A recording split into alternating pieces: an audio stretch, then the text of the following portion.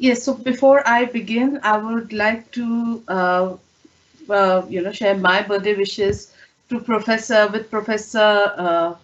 Ratanakie. I'm sorry if I'm pronouncing it incorrectly. And also, I would like to thank Professor Nyampala, the Dean Faculty of Management Studies, and the team at Sabargamua University for making this collaboration between Emerald and the university happen. It's been a very interesting session after session. I've been attending since morning, since inauguration, and this is a great opportunity for us as publishers to also interact with the team, the university, and join forces with a common goal of improving publications within university. And the challenge here is that the process of publishing itself is very deep. It takes a lot of practice. However, keeping the time limit in mind, what I've tried to do is create a capsule presentation, which will hopefully may not answer all your questions, but should ideally, give you a very good clue on the process itself. And going ahead, it should, help you raise the right questions regarding the process of publishing your research. And also, this is not the processes and the tips that I'm going to be sharing the next 20 minutes or so is not going to be restricted to Emerald. Uh, it is applicable to any global publisher that you're publishing with, and hopefully you'll find this session that to follow useful. So I hope everyone can see my screen at this point of time, and I'll I'll take that as a confirmation. Um, So just before we begin, I would like to also talk about, give you a little background about Emerald Publishing itself. We were founded in 1967 in Bradford, West Yorkshire. So we are a little over 50 years old, so 53 in fact. So we are very young publishers, but one of our advantages of being young is also that we didn't have a very heavy legacy to carry forward. We were able to start fresh and adapt to the changing scenario in publishing, which is what helped us become very prominent publishers very quickly. So keeping the digital publishing and the digital innovations that have happened and the way we have started publishing in the last few decades, we were able to adapt very quickly to the change. So that's how we came into the forefront of the publishing world. So our core subjects are business, management, education, engineering, information science. We also have a strong list in tourism uh, uh, and healthcare. So not medicine, but healthcare. So I think these are topics which will actually all those who are attending this session would be, I would welcome them to check our website out and check out the journals and see if you find the right journals for your upcoming articles. So other than that, we have over 300 journals. We have over 200 book front lists and over 1,500 teaching cases. We are known for supporting early career researchers and offer support to all authors throughout each stage of the publication process. And that is one of the ways that we are identifying, or we are identifying as publishers. That's how we are creating our identity separate from the other publishers. So sessions like this are exactly the kind of opportunities that we get, other than the fact that when you publish with us, you will get a lot of help and support going forward. So we are also Academic and Professional Publisher of the Year, both in 2018 and in more recently in 2020, IPG Independent Publishing Awards. So I think these are, for us, it's a great indicator that we are doing things right. And what I'm hoping is that the session ahead will help you understand also what we mean by what we are doing a little differently. So we are not talking about publishing articles, just any articles anymore. What we are talking about is publishing impactful articles. And there's a little difference in what publishing articles means versus publishing impactful articles. So publishing process itself, I think if I were to talk about just publishing, it would take 30 seconds because you can go to any website of any publisher and you can read the guidelines and be done with it. You can submit and that's about it. But that's not what we're talking about. We are talking about acceptance of articles in the right kind of journals. And that needs a little bit of understanding of the processes and also understanding where your control over those processes are. And that becomes a very important aspect because that improves your chances of acceptance and also cutting down the timelines so that you can publish quicker. So here we that responsibility of making smart choices becomes that of the author, and that's what I would like to help explain where your options lie. So some of the things that you like to keep in mind is that approximately 225,000 researchers join the research community each year, which means your competition is not with either your peers or people within your geographical territory. It's about your competitors come from all over the world. They may have different facilities. They might have been trained differently and trained better. So you are competing with a set of people that's far wider, and the competition is getting tougher and tougher. So it's very important to keep that in mind, that our processes have to match to that level of understanding on how do you create advantages for yourself. The other part is that nearly 45% of the articles are returned to authors without even reaching the editor-in-chief. So I know that most researchers see the challenge as getting published. I'll say that your first challenge is getting your paper past the editor-in-chief and into the peer review stage. Now that's where your first challenge lies.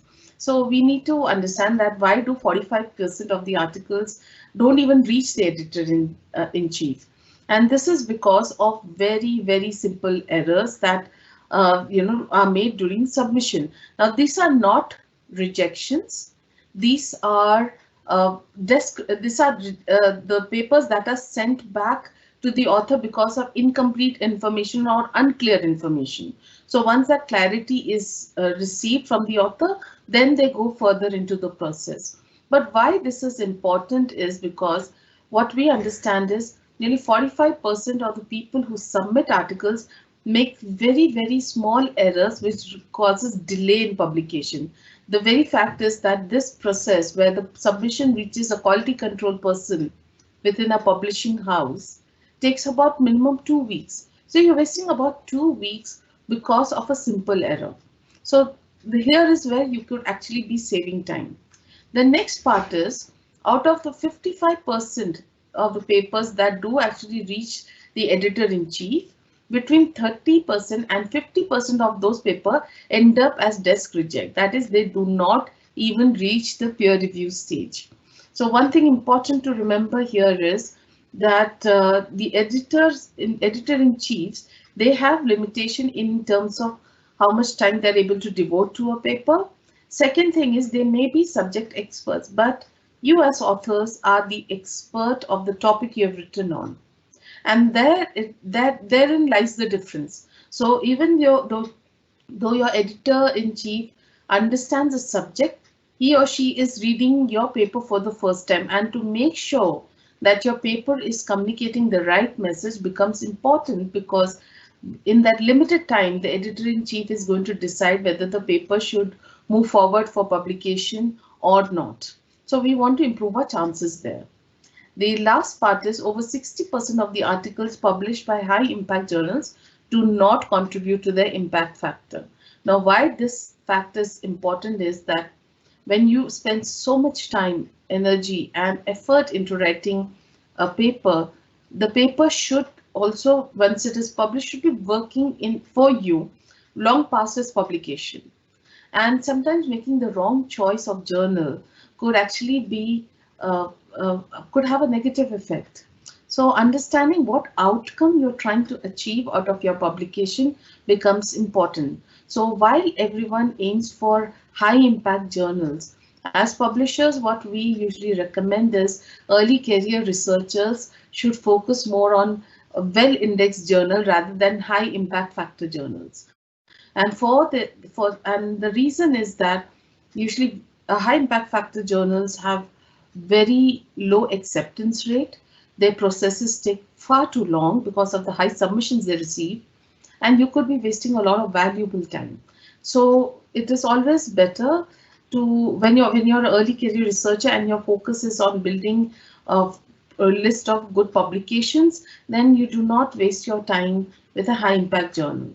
And usually this is something we would recommend to someone who has a list of very good portfolio built of already published articles, because they can afford to wait for that time. They can afford to wait for that, acceptance or rejection letter, because they already have a good list of articles they are published in. So they can deal with that kind of results that can come out of it. But early career researchers, when your focus is on building your reputation, building yourself as a researcher, this may not be your best choice. Of course, this does not mean this you should not submit. You have to look at what works for you and what does not. High impact journals still give a lot of credibility and add to a lot to the reputation of the researcher. So it's just a point that you'll want to keep in mind. So what are the top reasons for rejection? So one of the first point is that often authors do not follow author guidelines. Now, I think I get this question very often. It's a very frustrating process for a lot of researchers when they have to adapt new style, new formats for the paper for each journal they submit to. And that submission could be within the same publisher, so emerald journals also, different journals will have different formatting styles, and authors get frustrated. So why don't we have systems? We actually do have systems that can, with the click of a button, align your article and bring it to the format that we need for our journal. So why do we have author guidelines? One of the rules of publication, one of the ethical rules of ethics is that you do not submit to multiple journals at the same time. And that's a rule that unfortunately a lot of researchers choose to ignore because they want to improve the chances of publication and they think that's an okay route to take. And what happens is you have conflict where two journals may have processed the same paper around the same time, and that becomes a huge issue. Other than the fact that you may have been taking away the chance of another good research paper to be published by actually getting into the publication process with two or more journals. So author guidelines is one of the first indicators for an editor to know whether the paper has been submitted elsewhere or not. To give you an example, one of our authors had submitted his paper in an Elsevier journal. Now he had not submitted it anywhere else. It was his first submission, but one mistake he did was by formatting his abstract as per the structured abstract that Emerald follows. So Emerald's structured abstract is very well known for creating very good high visibility. So that works very well. However, this author decided that is the format he wanted to follow with his submission to an Elsevier journal, and it got rejected immediately. And the comment from the editor was, this article has been submitted to an Emerald journal. So even when the author gave it in writing that he has not submitted it anywhere else, the paper got rejected. So it is very important to follow the author guidelines very carefully to ensure that the editor does not mistake this for an indication that this paper has been submitted to two or more journals, right? So this is one way of controlling the process and ensuring that the authors follow the right rules. The second point is the journal is, the article is inappropriate to the journal scope. Now, we receive a lot of submission, and like I said, that 45% of the articles get rejected outright.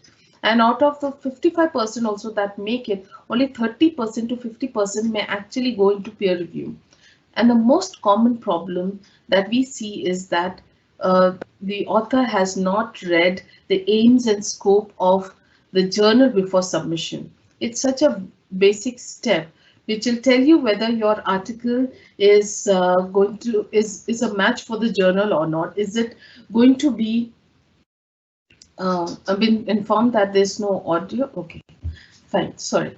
So one of the things that we hear is that uh, authors do not actually bother reading the aims and scope and submit their articles to the wrong journal, and so they'll sit for a couple of weeks while the journal team is actually going through the paper submissions, and after 2-3 weeks they get the rejection, and then they have to start the process all over again. Each rejection, each delay is important, it's very important to curb these delays to improve your chances of getting published quicker. And it is very logical, just if you think about it, if there are 10 journals on marketing, for instance, then what is so different about each of these journals to make sure that they stand apart from the competitors? That's how what's your journal scope is going to tell you, and also your aims are going to tell you what kind of articles it takes, what kind of topics it is looking forward to. So it becomes very important to pay attention to the journal scope. Then there is problems with quality that we see, inappropriate methodology being used, or it's not rigorous enough. The methodology is not rigorous enough. And the last part is insufficient contribution to the field. So one thing I mentioned is that we are not talking about just publishing an article, we are talking about publishing impactful articles. An impactful article would mean that it makes a contribution to the subject, or it makes a contribution to bring something new to the subject, right? So and it can be applied in real life. So that is what we mean by impactful articles. So all your journals, all your global publishers are now not looking for, we get a lot of submissions, so we are not looking for just any article to publish. We are looking for how our articles that what we are publishing, how is it going to how is it set aside apart from what has already been published? So that becomes very, very important when you start selecting a topic to publish, to do your research and then publish. Then comes the part about selecting the right journal once you've written your article.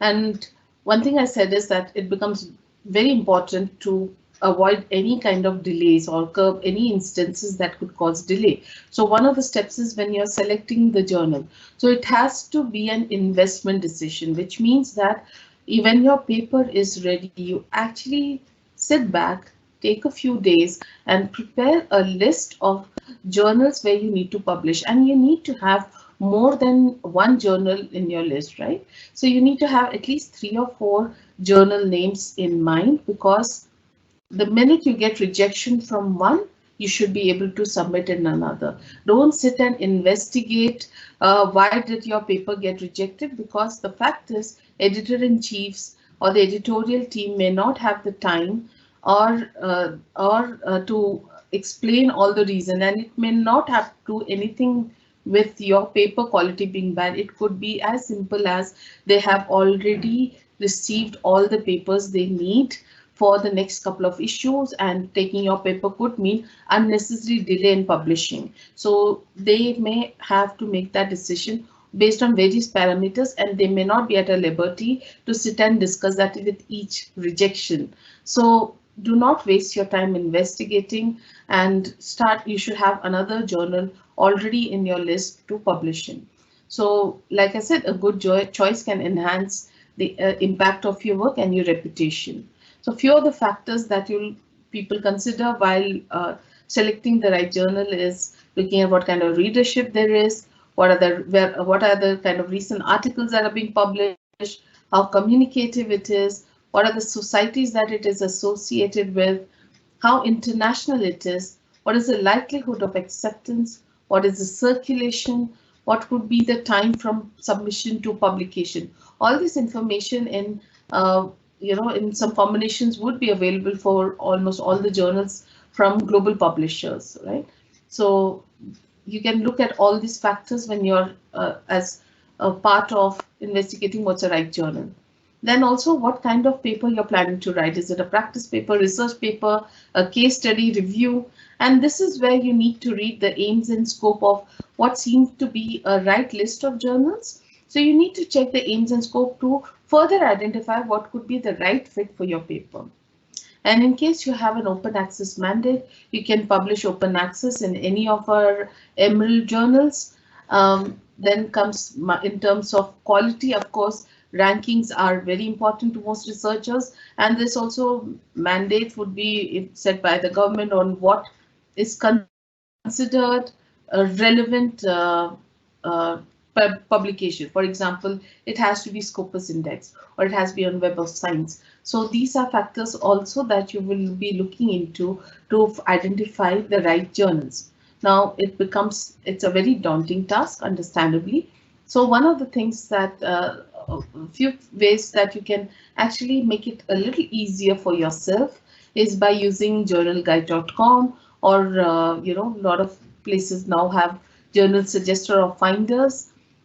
So these places, these two sites will help you identify a smaller list. So you can place your keywords, your abstract, for instance, and your title, and they will give you a list of possible journals. So the only thing that they will do is, instead of working with a list of say 200 journals in your subject area, the list may become shorter, it may become smaller, it could be 50 to 20 journals. But it does need for you to still go through all the details to identify which of these journals that you have now a list of was the right match for you. But it's just to help you make the job easier. Then, of course, pre-digital era, one of the common ways of identifying the right journal for yourself would be through your own reference list. So if you're using a particular journal as your reference, then you have your readership for your paper also in these journals. So they also become a very good way of identifying the right journals or possible publication output for you. And last is, of course, using the publisher's website to an advanced search to find the right journal for yourself. So what makes a good paper? So basically, editors and reviewers are looking at certain aspects to identify what's a good paper they wish to include.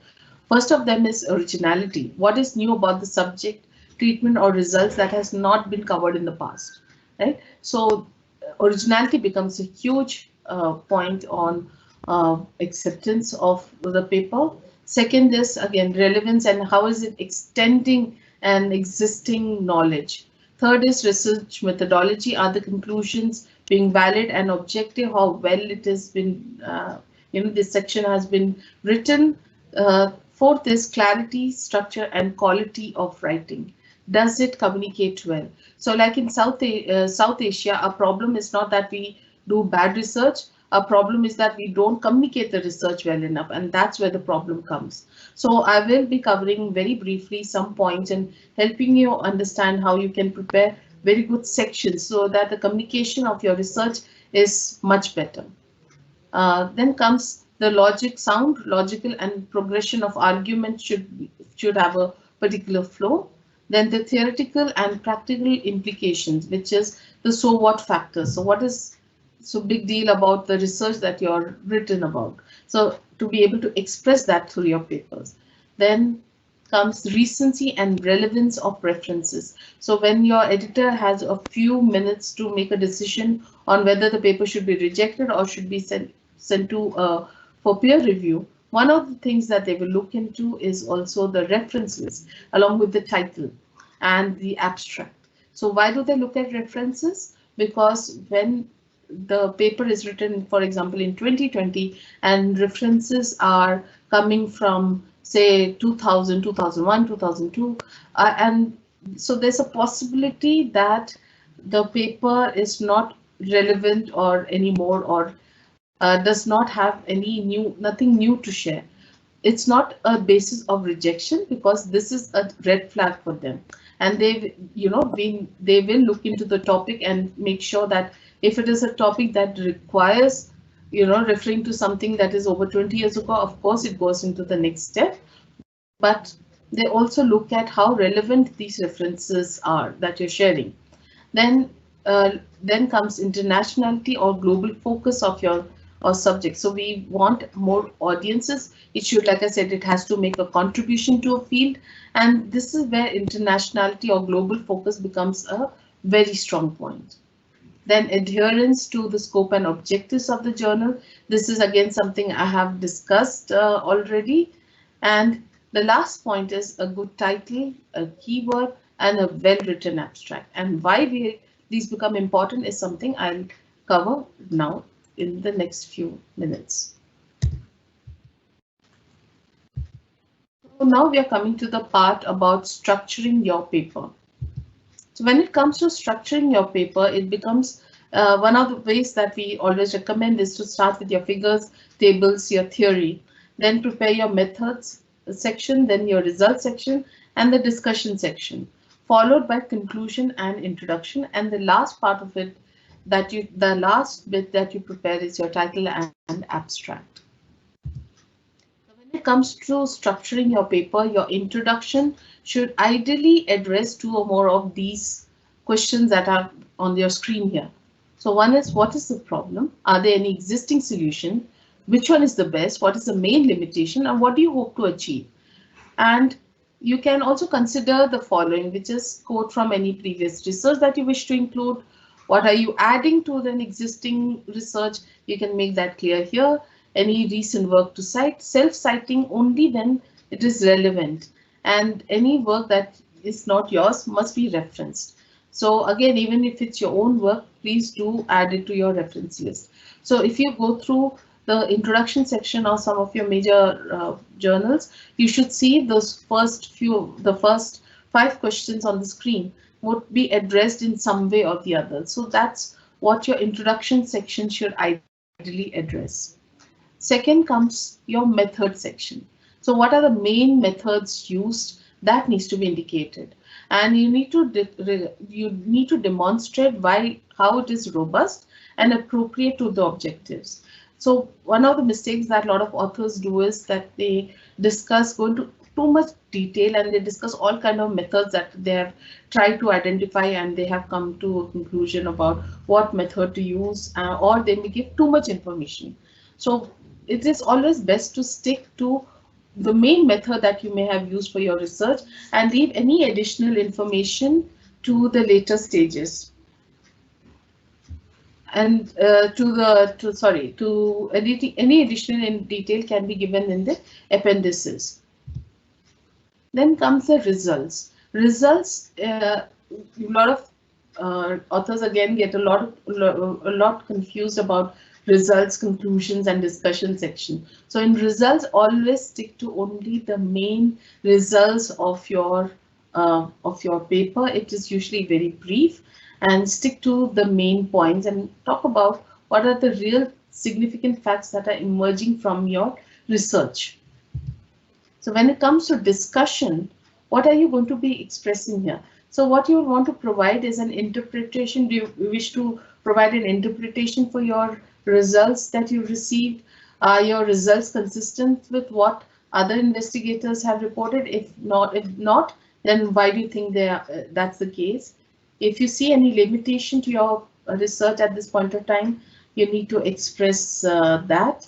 And one thing you want to ensure is that your discussion should logically lead to the conclusion section. So do not make any statement that goes beyond what the results can support, or introduce any new terms or ideas, which is again a very common error that a lot of authors make, where they think they're building up to the suspense of the next paper that they may be working on. So please do not do that.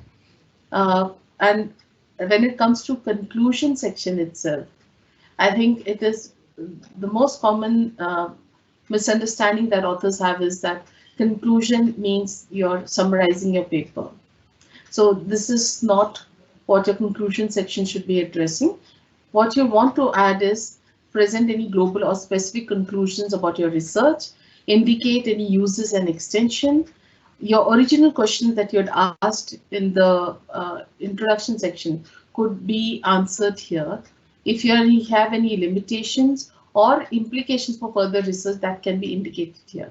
So summarizing the paper is for the abstract, not for the conclusion.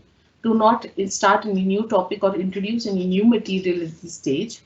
Uh, and a lot of people, of course, make very obvious statement about the entire research. So I think your previous section should ideally address all that. So don't make any, obvious statements about what your research is all about, and do not contradict yourself. This is where researchers often come with reflect on their rather. You can see certain research bias that might be already there when the researcher has certain ideas of how it should be, and the research paper says something else altogether. So this is unconscious bias that might slip in. So you need to make sure that that is not the case with your paper. There's three sections that are not addressed, and that is because these are very certain special segments, and they relate to the discoverability of an article. So the three segments of your paper that have the potential to significantly impact your chances of getting published, read, and cited, and are the places where you need to actually focus a lot on are your keywords, title, and abstract. So your search engines, your indexing agencies, all are actually extracting information from these three sections and determining how and where your article is being accessed. So you'll want to pay a lot of attention to these three sections. So your good title should actually contain your should be catchy, it should be brief, usually 12 words or less, and it should at the same time express what your paper is about. And one of the ways you can do that is by using the keywords keywords also. And what keywords also does is it helps search engines to find your paper. So your keywords not only help shortening the title and indicating what the article is about, but also improves visibility, right? So from there, we also come to keywords. So how do you identify the right keywords that you're going to use for your titles? And how do you ensure that the keywords, which again your search engines are going to be using to pull out your article among the vast sea of articles that are existing in similar topics? How do they identify the right keywords? So the keywords would be, of course, words that are coming repeatedly within your article. That yes, but also what you want to see is how relevant they are to your manuscript and what kind of results they are giving. Do they give any other clues about your paper? So one of the things that one of the tips that I could share with you is when you have a journal that is asking for 5 keywords and you have say 10 keywords, use combinations of keywords in your Google and see what keyword is bringing up what kind of result.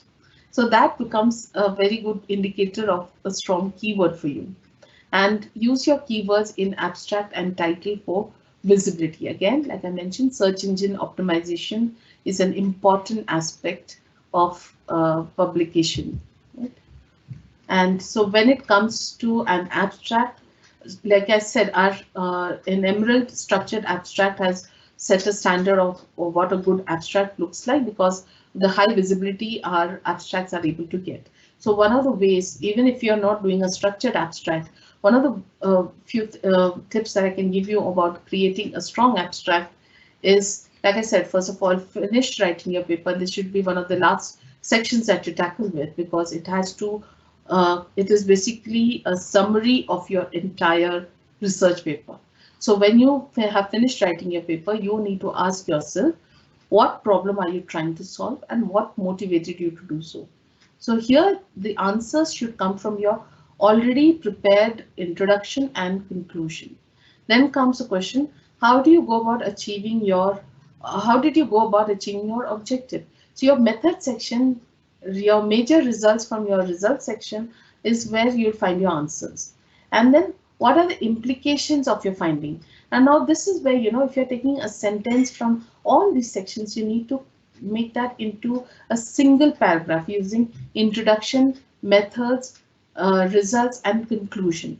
So when you have, now you'll have a paragraph, which will definitely be more than 100 to 300 words, whichever your journal specific requirement is. But what you need to do is now start editing that one paragraph to put the message across in as simple words as possible, while also using keywords to cut down on your word count, and create an abstract which will be a perfect summary of what your paper is all about. And you want to make sure that your abstract uses past tense throughout.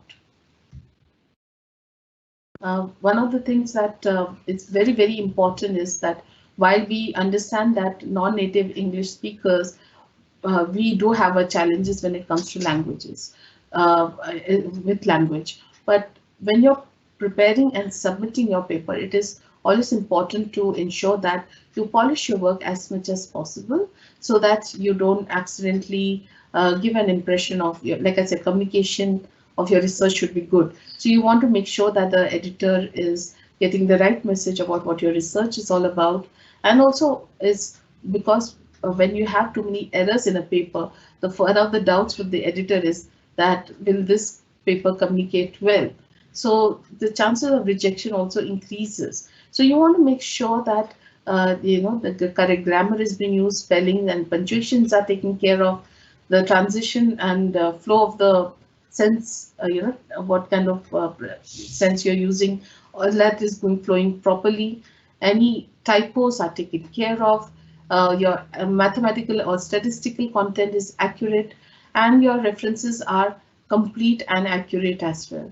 You have to ensure that your manuscript is consistent throughout as much as possible. Know your common mistakes, and spell checkers may work well, but they still need manual intervention.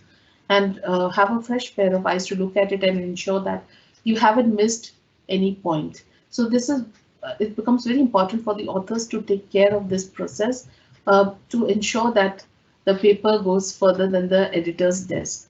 Right? And we do, as publishers, have copy editing and proofreading stage as well, but this is basically to get past the editor.